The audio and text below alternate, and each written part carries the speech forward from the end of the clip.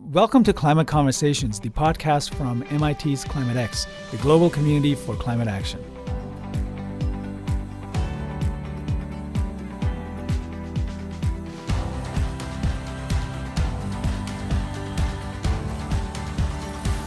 I'm Rajesh Kastirangan, and I'm joined here by Dave Damloor, my ClimateX co-founder.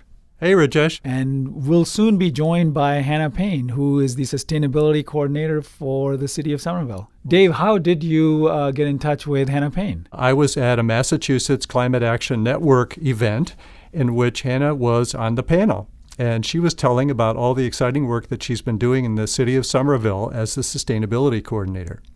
So I followed up, and she agreed to come talk with us. Yeah, I believe Somerville is going to be carbon neutral by 2050. That's right. And they've been doing tremendous work in reaching out to all members of the Somerville community, the businesses, the individual citizens and neighborhood groups and associations, as well as coordinating all around the Boston area. Well, let's see what Hannah has to say about all of this. Yeah, I'm excited to hear too. We are so happy today to have Hannah Payne, who is the sustainability coordinator for the City of Somerville, and a DUSP alum, DUSP being the Department of Urban Studies and Planning at MIT. Hannah, so nice to see you. Welcome, Hannah. Thank you. It's great to be here. So, Hannah, how did you get to be the sustainability coordinator? Yeah, it's a good question. So I graduated from DUSP, so Department of Urban Studies and Planning from MIT, with my master's in city planning last spring, so spring of 2016. And there I focused on climate change planning, specifically climate adaptation planning, and then did a lot of work on community engagement as well.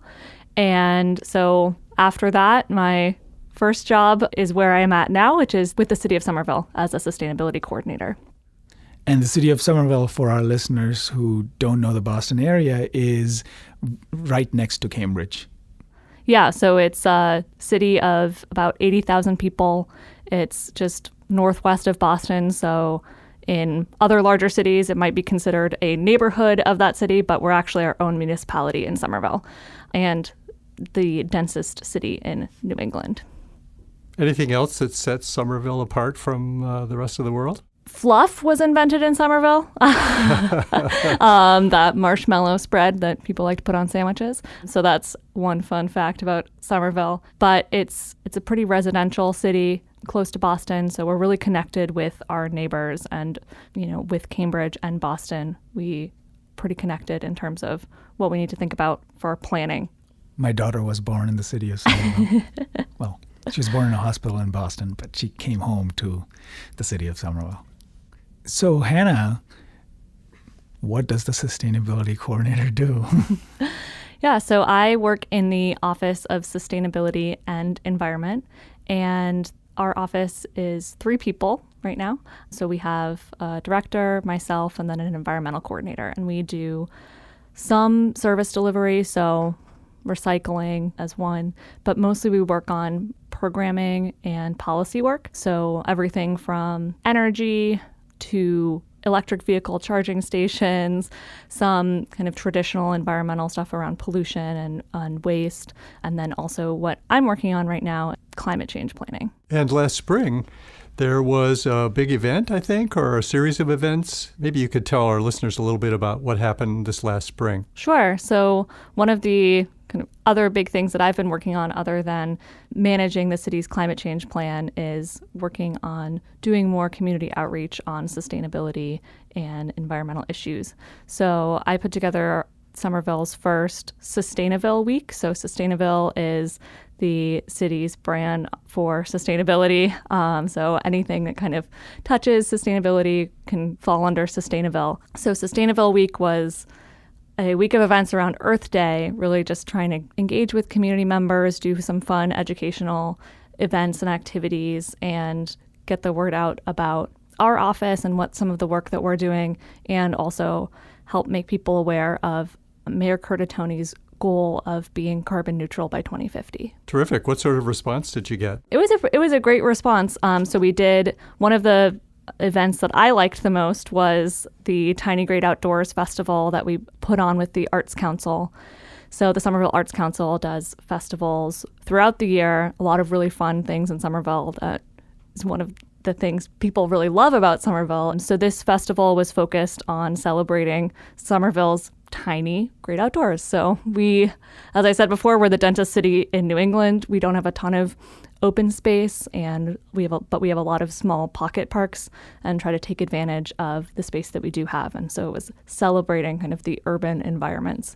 So we had our office there talking about the work we do. We had the city's arborist there planting a tree, and we also had some urban naturalists who could speak to kind of different species that you might find in urban environments. That's great. So how many people does your office reach sort of routinely or less so? I don't know that I have a good answer for that one, but our office works a lot with other departments within the city, so it's hard to say, how many people we reach. We definitely reach a number of people kind of directly through the work we do. So I am managing the city's climate change plan, as I mentioned, and it's called Somerville Climate Forward. And for the kickoff meeting for that, which we had in June, kind of to introduce the community to the project, we had over 100 people attend, and now we're setting up, we have working groups for that project on different topics, so ranging from consumption and waste to energy to health and well-being. And so on all of those groups, we have 75 residents that have signed up to participate in that throughout the project. So I don't have a number for you, but we have a number of people who were engaging directly, and then kind of also through working with other departments. So we collaborate frequently with the planning department in Somerville to think about how to, bring sustainability into the zoning code update. So they're then talking to a lot more people, and, we're not doing that engagement ourselves. Kind of the work that we're doing does touch a lot of people. So you're sort of catalytic agents. You're lighting fires here and there and trying to ignite interest and engagement. Yeah, and I think kind of also working within the city with other departments to integrate sustainability and climate change into the work that they're already doing. So we're not trying to take on all of that work because a lot of things are better done through other departments. So, planning can do things through zoning and through park design to manage stormwater, things like that. Transportation planners can think about, they're already working on getting people out of their cars and walking more and biking more and taking transit more. And so that's not necessarily something our office would work on, but we can help provide information or data and policy ideas to those other folks. Fantastic. So tell us a little bit more about this. So you said Somerville Climate Forward? Yeah, so this is the city's first climate change plan. And the way that we're approaching it in Somerville is doing both a climate mitigation plan and a climate adaptation plan. So looking at ways to reduce the city's contribution to climate change by reducing greenhouse gas emissions and working towards Mayor Curtatoni's goal of being carbon neutral by 2050, and also looking at ways to prepare for the impacts of climate change. And so this is a little bit different than how a lot of other cities have approached this. A lot of cities do a climate action plan focused mostly on mitigation, and then we'll maybe do a climate adaptation or resilience or preparedness plan, whatever they're calling it, to think about ways to prepare for climate change. And we really see those as kind of different sides of the same coin. So we want to be addressing those together and holistically. And so that's kind of where we're heading to with Somerville Climate Forward. And so we're just starting the stage of looking at different solutions that will be analyzed, that will eventually bring through as the kind of key actions that the city will move forward at the end of the plan. This is fantastic because you're saying that mitigation and adaptation are two sides of the same coin.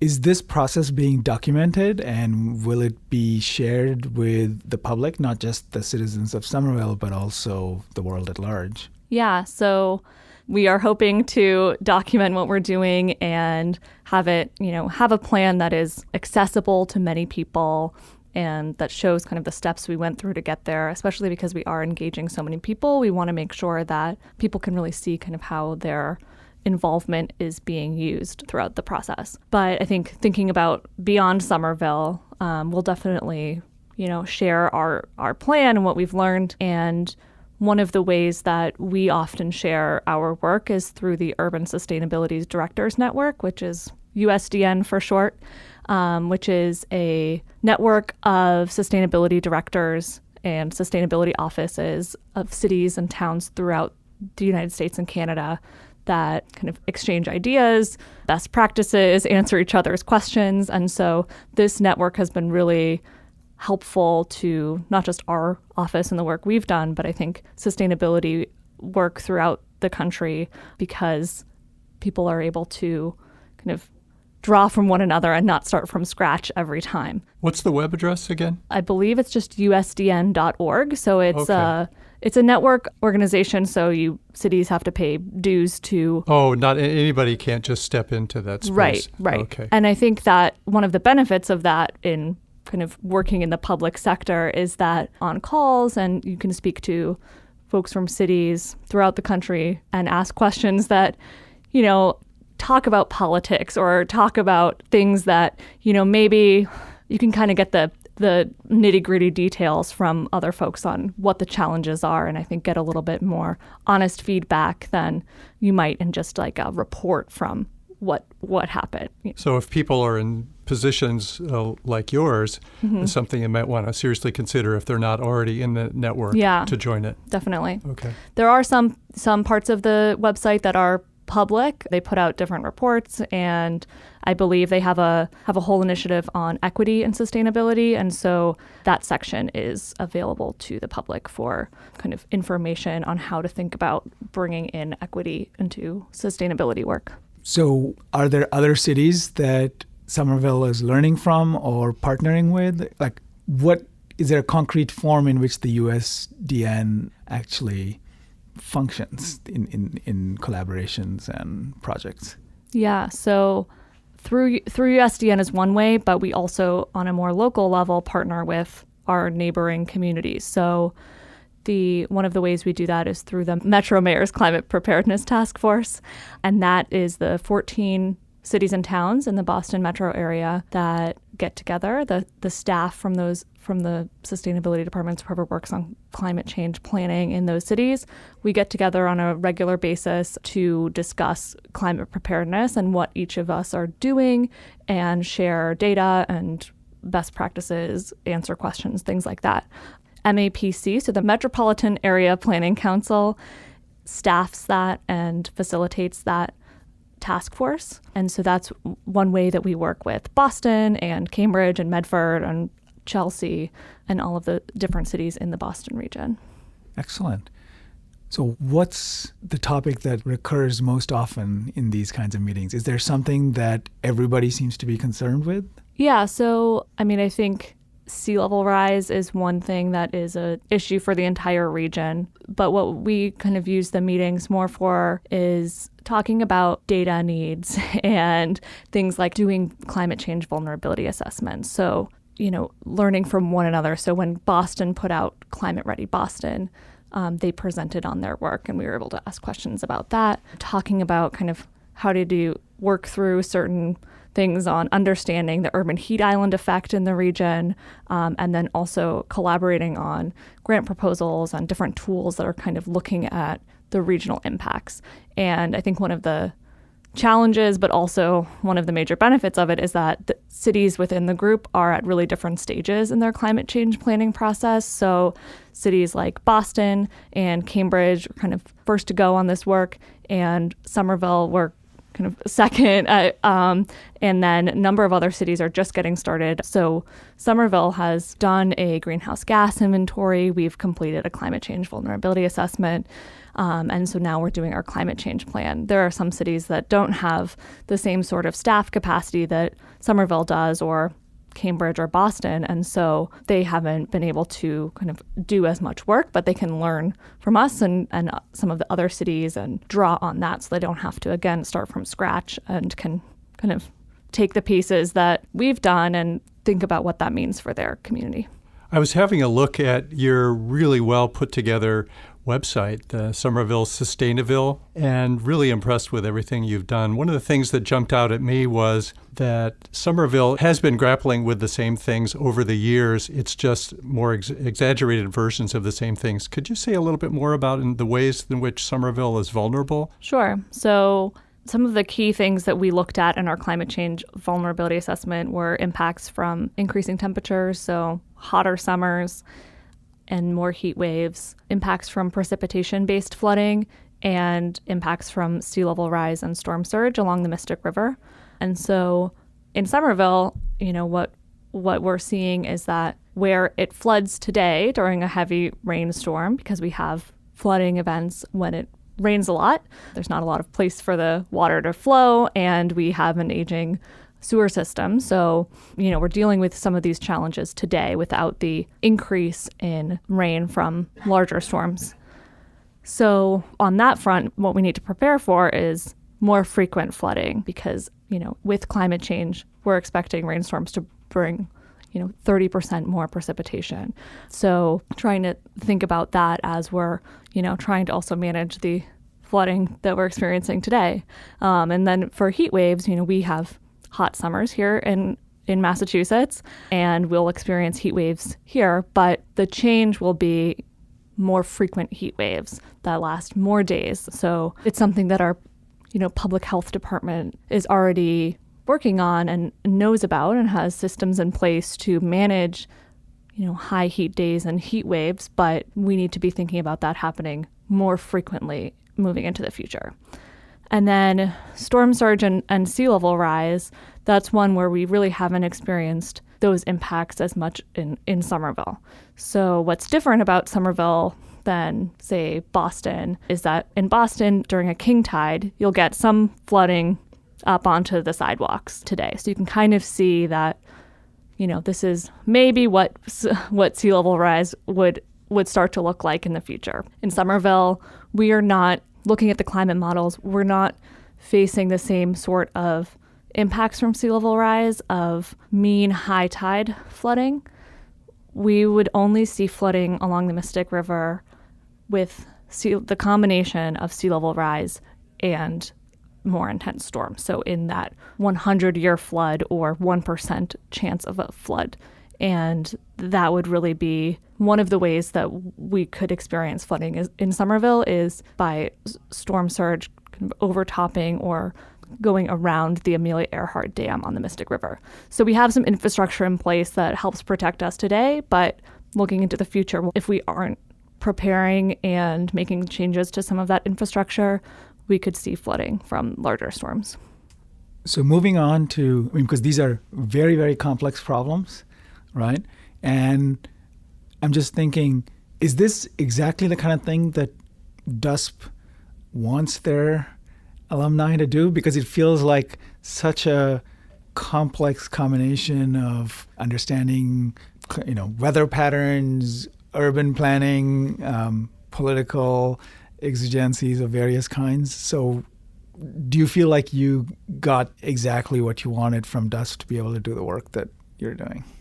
Well, I'll say that this is the work that I wanted to be doing when I went to DUSP. This is, why I was interested in city planning, because I've always been interested in environmental issues, but I really wanted to address it at the local level, and I thought city planning was kind of the best way to do that. And I really like thinking about a lot of different things at the same time and being able to pull things together. And so I think that this is the sort of job that DUSP does set people up well to do. So, at DUSP, we had to do a lot of group projects with people who were interested in all sorts of different things. So affordable housing, design, and really it forced me to think about kind of how to bring different elements together and different interests together and think about those all at the same time while moving forward on finding solutions. So I think that's one of the things that DUSP set me up well to do. And it struck me from looking at your website, it was reflecting exactly what you said, that you're making the dots visible and connecting them for people. That's what we're trying to do.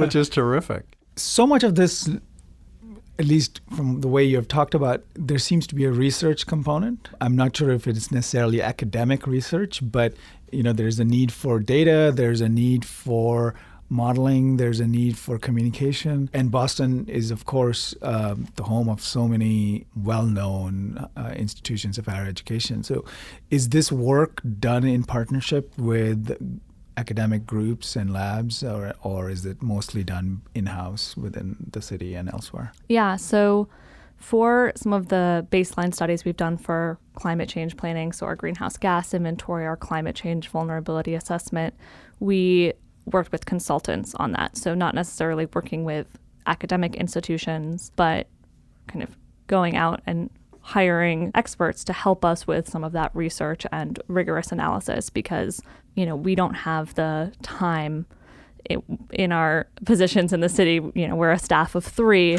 to do all of that work in-house. And are there, I'm just thinking, many of our listeners, as well as some of the people we want to reach, are students who, like you, might think, wow, this is great work. Are there opportunities for them to intern or enter into this research planning work while they're still students? Yeah, so our office tends to have internships. We have an intern this summer who is updating our greenhouse gas inventory, so kind of taking on that whole project. And we've had interns different semesters throughout, well, even since before I started.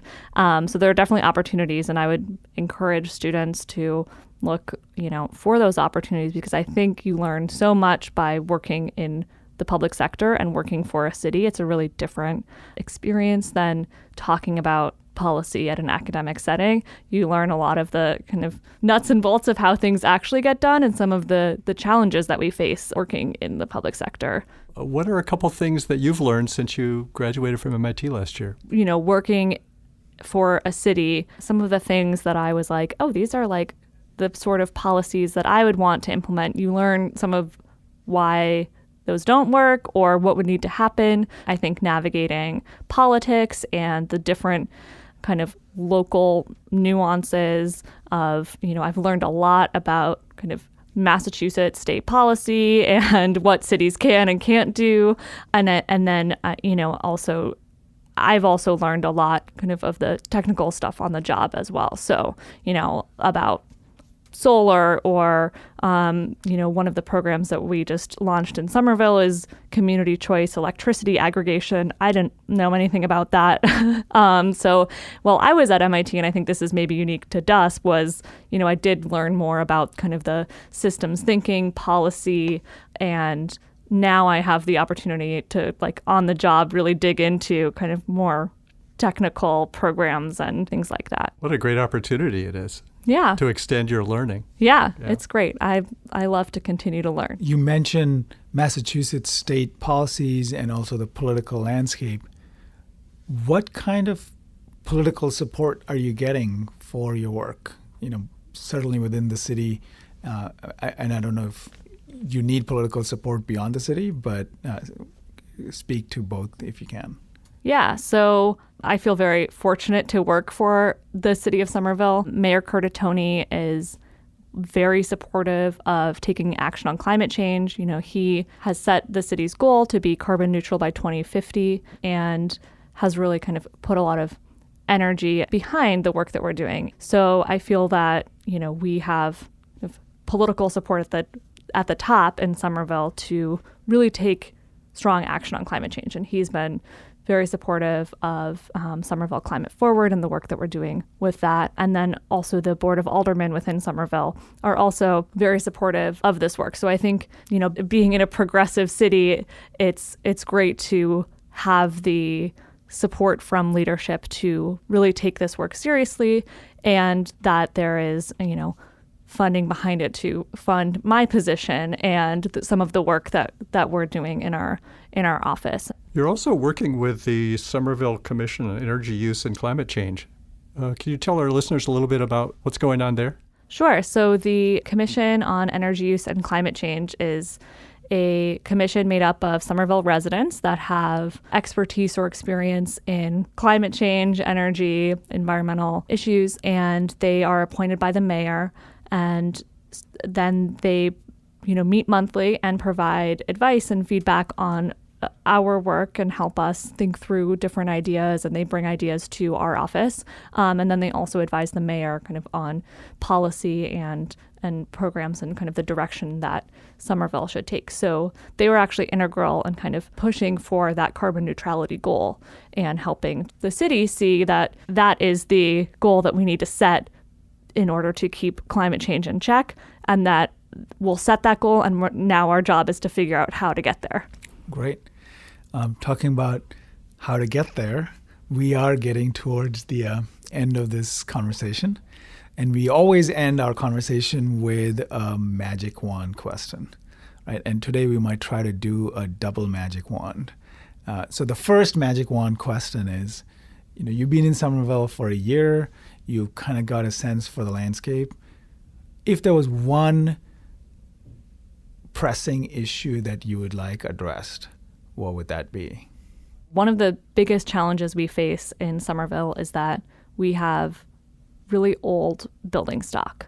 So they're not going anywhere in the near future. And so what I think I would love to do is to, wave a magic wand and have all of those homes and, older buildings have perfect insulation, be weatherized, have solar on their roofs, because it's going to be a real challenge to retrofit all of our buildings in order to really achieve the carbon reduction that we need to. And the biggest challenge with that, and this will, I think, lead into my magic wand question, is that doing all of those retrofits costs money. And housing is already very expensive in Somerville. We're seeing housing prices go up. And so affordable housing is kind of the other big pressing issue that I see in Somerville kind of as we're thinking about climate change. So, if I could wave a magic wand and have for free everyone have safe, energy efficient, carbon neutral housing, that would be my dream. So my magic wand question for the listeners of this podcast is really a climate equity question. So how can we further our climate change goals and have deep carbon reductions without perpetuating gentrification and furthering the affordable housing crisis that we're seeing in many of our cities that are like Somerville and Boston? That's such a wonderful question, Hannah. And all of us here at ClimateX are very, very concerned exactly about those kinds of climate justice issues. And we're so happy that you came here and shared your thoughts on your work in the city of Somerville. And we hope that people who are just listening to this right now can give us a comment that answers Hannah's question, as well as anything else you'd like to add in. Thank you so much, Hannah. Thanks, Hannah. Thank you. Climate Conversations can be found anywhere you listen to a podcast, including iTunes, Stitcher, Google Play, and if there's something that we haven't covered, tell us. Visit us at climatex.mit.edu and join the conversation.